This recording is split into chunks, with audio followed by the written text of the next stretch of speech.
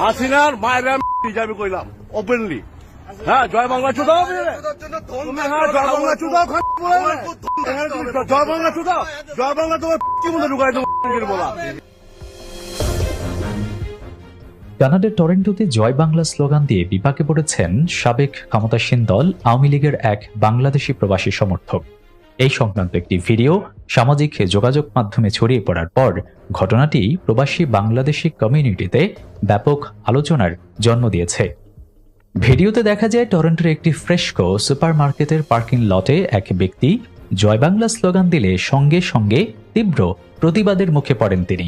সাদা শার্ট পরিহিত অন্য এক প্রবাসী তার দিকে তেড়ে আসেন এবং অত্যন্ত উত্তেজিত গলায় গালিগালাজ করতে থাকেন। এ সময় তিনি জয় বাংলা স্লোগান এবং সাবেক প্রধানমন্ত্রী শেখ হাসিনাকে নিয়ে কুরুচিপূর্ণ এবং আক্রমণাত্মক মন্তব্য করতে থাকেন এবং তাকে বারবার রিফিউজি বলেও সম্বোধন করা হয়। জয় বাংলা তোমার, জয় বাংলা তোমার কি বলবো ভাই, রিফিউজি বলা করতে আইসন করতে কা জয় বাংলা।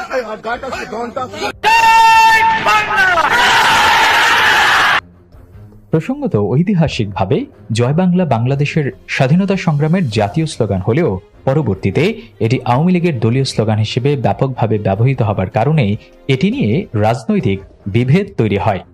বাংলাদেশে ক্ষমতার পালা বদলের পর প্রবাসে এই বিভক্তি আরও তীব্র হয়েছে। সামাজিক যোগাযোগ মাধ্যমে এই ভিডিও নিয়ে মিশ্র প্রতিক্রিয়া দেখা গেছে।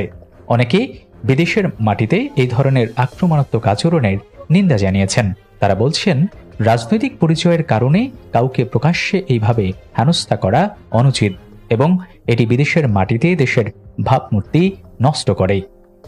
তবে বিপুল সংখ্যক ব্যবহারকারী এর ভিন্ন মত পোষণ করেছেন।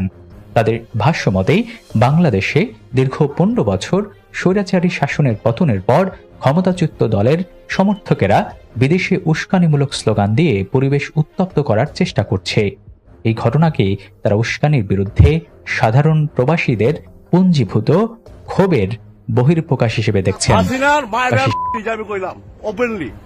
হ্যাঁ, জয় বাংলা চুদাও, হ্যাঁ জয় বাংলা চুদাও, জয় বাংলা চুদাও, জয় বাংলা তোমার কি মনে ঢুকাই দেবো বলা।